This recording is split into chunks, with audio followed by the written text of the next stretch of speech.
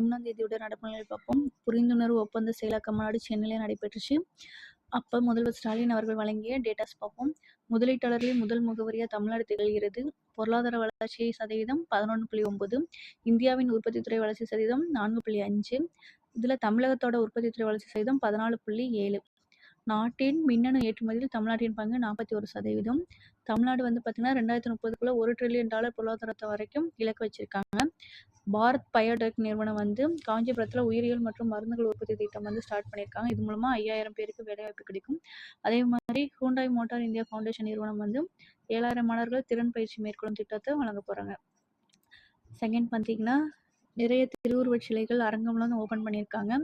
ஈரோட்டில் பார்த்தீங்கன்னா சுதந்திர போராட்ட வீரன் சின்னமலை திருவுருவச் சிலை ஓப்பன் பண்ணியிருக்காங்க. நாமக்கல்ல டாக்டர் ப சுப்பராயன் இவர் சென்னையோட முன்னாள் சிஎம் இருந்தவர். அவருக்கு அரங்கமும் திருவுருவச் சிலை ஓப்பன் பண்ணியிருக்காங்க. அரியலூர்ல மொழி போராட்ட தியாகி ஆ சின்னசாமி அரங்கம் ஓப்பன் பண்ணியிருக்காங்க. கரூர்ல சி முத்துசாமி அவர்களுக்கு திருவுருவச் சிலை ஓப்பன் பண்ணியிருக்காங்க. அவர் காவிரி மீட்பு குழு மற்றும் விவசாயிகளின் நலனுக்காக பாடுபட்டவர்.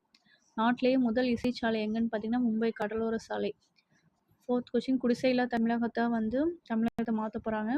2030க்குள்ள 8 லட்சம் கான்கிரீட் வீடு கட்ட போகிறாங்க. 5th பார்த்தீங்கன்னா எகிப்து பிரமிடுகளில் 2000 ஆண்டுகள் பழமையான தமிழ் பிராமி கல்வெட்டுகள் கண்டுபிடிச்சிருக்காங்க. சிகை கொட்டன் அப்படிங்கிற தமிழ் வணிகரோட பேரும் 5 பிரமிட்ல 8 முறை இடம்பெற்றிருக்கு. ஸோ அமைச்சர் தங்கம் தென்னரசு என்ன சொல்லியிருக்காருன்னா, உலகம் தழுவிய தமிழ் என்பதை நம்ம அடையாளம் என அறிவிச்சிருக்காங்க. 6th கொஸ்டின் பார்த்தீங்கன்னா பிரான்ஸ்டம் இந்தியா 114 ரஃபேல் போர் விமானங்கள் கொள்முதல் செய்ய போகிறாங்க.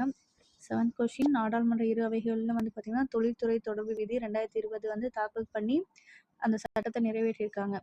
இந்த விதி பார்த்தீங்கன்னா தொழிற்சங்கங்கள் சட்டம் 1926, தொழில்துறை வேலைவாய்ப்பு சட்டம் 1946, தொழில்துறை விவகாரங்கள் சட்டம் 1947 இது 3 சட்டத்துக்கும் மாற்றாக தான் தொழில்துறை தொடர்பு விதி 2020 இயற்றியிருக்காங்க.